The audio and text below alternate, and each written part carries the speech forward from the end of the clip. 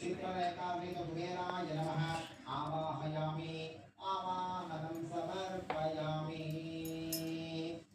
आसनं मళ్ళీ అక్షతలు పుష్పాలు చేతులుచుకోండి ఓం అమూల్యరక్తసారం చ నిర్మితం విశ్వకర్మణ ఆసనం చ ప్రసన్నం చ మహాదేవి ప్రదృశ్యతాం విచిత్రరత్నఖచితం దివ్యాం పరసంయుతం కల్పితం చ మహాభక్త్య శ్రీపురుషోదయానిధే ఓం శ్రీ లక్ష్మీనారాయణాభ్యాం నమః శ్రీ చిత్రరేఖాసహితకుబేరాయ నమః నవరత్నఖచిత హేమ సింహాసనార్థం పుష్పాక్షతాన్ సమర్పయామి.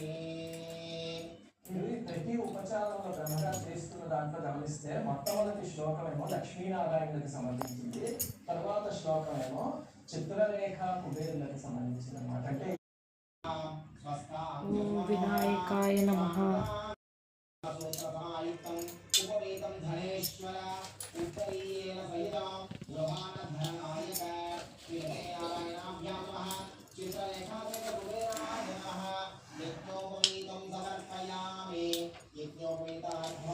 अक्षतां समर्पयामि गंधो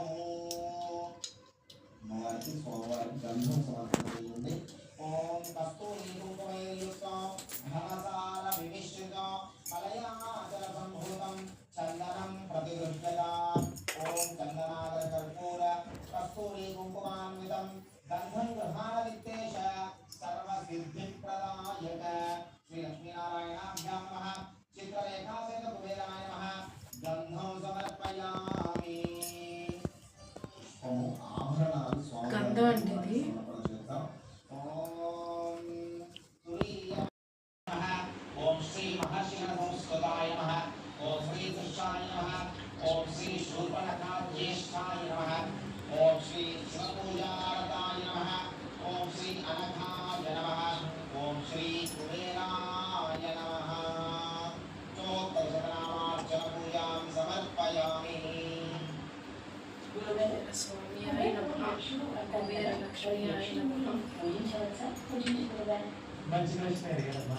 ఈ కాలం మీ భయాన్ని కూడా పుట్టిస్తుంది. గుర్తుపెట్టుకోండి, మన మంత్రపుష్పంలో ప్రతిరోజు ఏం చదువుతాం? కుబేరాయ వైష్ణవనాయ మహారాజాయ నమః. కుబేరుడు దేవతలందరిలోకి మహారాజు పిలిచేది కుబేరుడు మాత్రం. ఆయన దిక్పాలకుడు. సత్యనారాయణ పూజ చేస్తున్నామా? ఆ సత్యనారాయణ పూజలో దిక్పాలకులందరినీ పిలుస్తామని ఇందాక పూజలో దిక్పాలకులు పిలిచాము. వాళ్ళలో కుబేరుడు